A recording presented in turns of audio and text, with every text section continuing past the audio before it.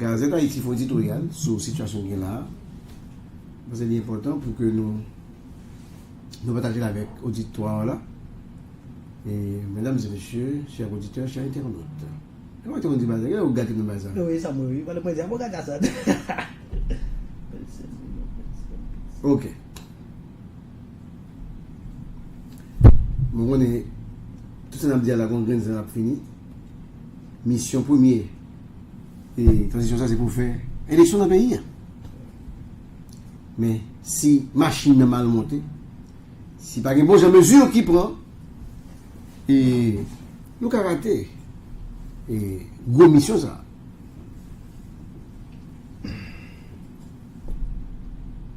Le défi des élections en Haïti, le CPT, à la croisée des chemins. Depuis 8 ans, Haïti peine à organiser des élections, un pilier pourtant essentiel pour le renforcement des institutions démocratiques. Avec l'installation complète du Conseil électoral provisoire le 13 décembre dernier, sous l'égide du Conseil présidentiel de transition CPT, une question cruciale demeure. Cette équipe parviendra-t-elle à relever un défi qui a échappé à ses prédécesseurs? Le dernier scrutin en Haïti date de 2016. Le président Jovenel Moïse, jusqu'à sa mort, n'a organisé aucune élection. Le gouvernement du Premier ministre Ariel Henry, forcé d'abandonner le pouvoir par la communauté internationale et la pression des gangs, n'a pas fait grand-chose pour y parvenir non plus. Voulant à tout prix être seul maître à bord, les deux dirigeants se complaisaient dans cette situation inconstitutionnelle. Haïti fonctionne sans parlement fonctionnel depuis l'année 2020. Les collectivités territoriales sont totalement affaiblies avec la gestion des agents intérimaires dans la mairie. Aujourd'hui, le CPT hérite d'une mission particulièrement complexe. Rétablir un cadre institutionnel fonctionnel et redonner confiance aux citoyens. La composition complète du CPT, du CEP, un pas symbolique important. Le processus de la formation du CEP, marqué par des contestations et des retards, a finalement abouti avec l'entrée de deux nouvelles membres. Rose-Thérèse Magali-Georges et Yves-Marie Édouard, représentant respectivement les secteurs des droits humains et des femmes. Pour la première fois depuis plusieurs années, le CEP dispose de ses 9 membres, une condition indispensable pour lancer les préparatifs des élections prévues 2025. Cependant, ce progrès symbolique ne garantit pas le succès. Le Conseil présidentiel de transition devra, au-delà d'autres difficultés, surmonter un défi de taille. Le problème de l'insécurité provoqué par les gangs contrôlant particulièrement une bonne partie, disons mieux, la majorité de la zone métropolitaine. Une responsabilité historique pour le CPT. Objet de controverse depuis sa création par sa composition, soit un total de 9 membres, le Conseil présidentiel de transition est face à l'histoire. Suivant la mission qu'il s'est fixée comme priorité, il devra organiser les élections afin d'en finir avec cette crise institutionnelle qui a trop duré. L'architecte Leslie Voltaire, président du CPT, a reconnu l'ampleur de cette responsabilité dans son discours lors de la prestation de serment du CEP.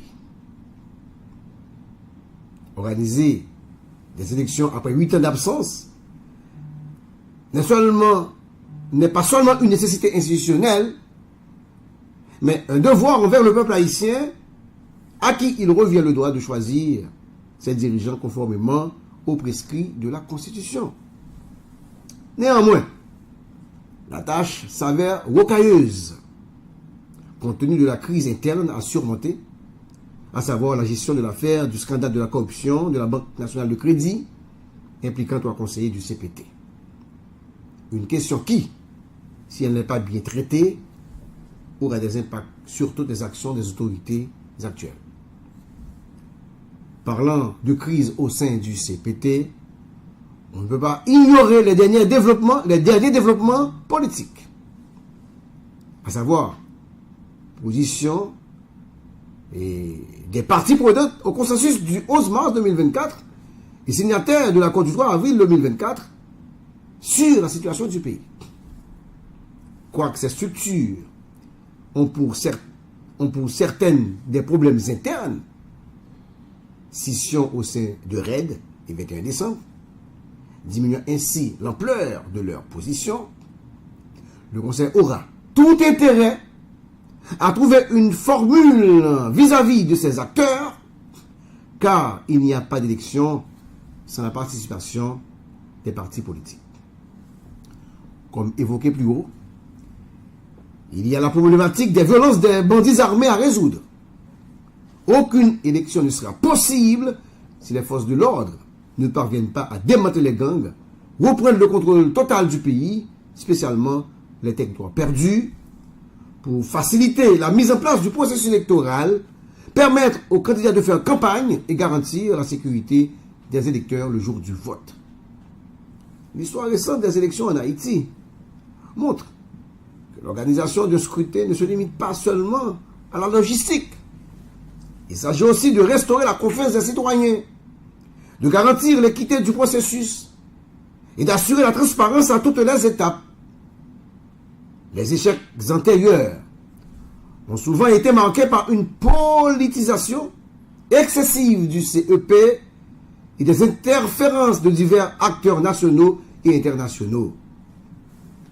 Pour éviter ces pièges, le Conseil présidentiel de transition devrait adopter une approche inclusive impliquant les partis politiques, la société civile et d'autres partenaires.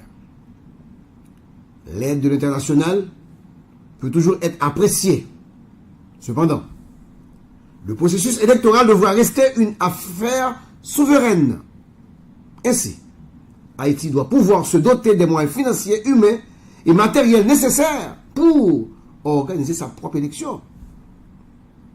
La route vers des élections de 2025 est semée d'embûches. Mais elle représente aussi une opportunité unique pour le CPT et la classe politique de marquer l'histoire. Si le Conseil présidentiel parvient à relever ce défi, il pourrait non seulement restaurer les institutions démocratiques, mais aussi redonner espoir à un peuple qui aspire à un renouveau politique. Cependant, l'échec serait lourd de conséquences. Il risquerait d'enraciner davantage la crise institutionnelle et de compromettre l'avenir de tout le pays. Ce qui, faut-il signaler, scellerait à coup sûr la fin de cette classe politique et profiterait aux agents de l'instabilité. Le Conseil présidentiel, par sa composition et son mandat, a une responsabilité historique. Il ne s'agit pas seulement d'organiser des élections, mais de démontrer qu'un leadership collectif et visionnaire peut transformer les défis en opportunités. Haïti pourrait finalement sortir de ce cycle infernal de crise sécuritaire et sociopolitique qui bloque son développement. Éditorial de Gazette Haïti.